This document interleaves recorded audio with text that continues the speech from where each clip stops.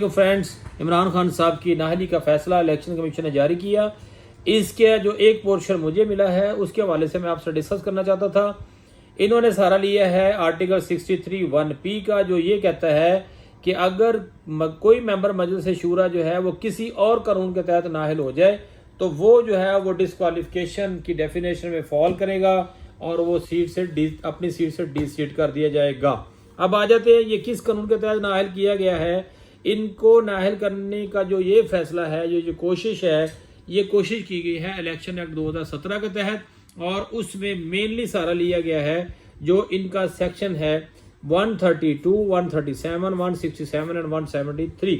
अब 132 जो है वो क्या कह रहा है?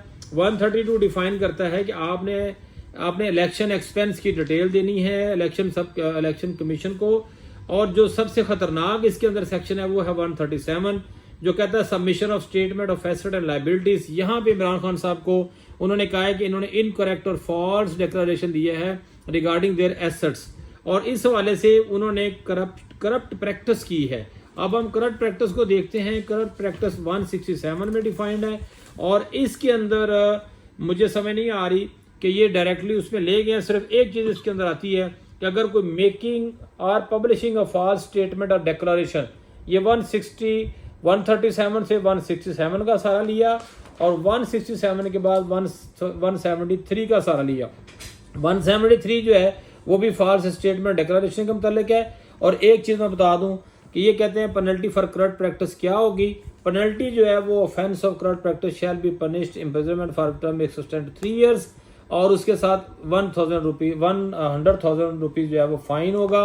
और एक और चीज इसमें मैं अर्ज करता चलूं कि यहाँ पे इलेक्शन कमीशन ने जो सहारा लिया है वो लिया है 63(1) का। उसके अंदर एक और चीज याद रखें, जो ऑलरेडी पहले मियां नवाज शरीफ और इस तरह के मामला हुए हैं उनके अंदर भी उनके डिक्लेरेशन की वजह से ही उनको निकाला गया कि जहां पे उन्होंने अपनी इनकम जो है वो डिक्लेयर नहीं की थी। यहाँ पे इशू आ गया कि डिक्लेरेशन जो है to the extent of election commission declare हो गया, उन्होंने कहा कि आपने फॉल्स एंड इनकरेक्ट डिक्लेरेशन दिया है।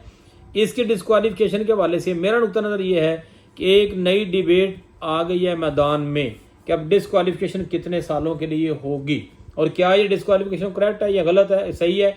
तो मेरा नुक्ता नजर ये इसमें यही है कि ये सुप्रीम कोर्ट जो है एक नया बाब खुलेगा, क्योंकि जो सेक्शन 231 है ये कहता है कि क्वालिफिकेशन और डिस्क्वालिफिकेशन ये होगी अगर 62 और 63 में हुई है तो उसके मुताबिक उसकी सजा उतने सालों के लिए होगी।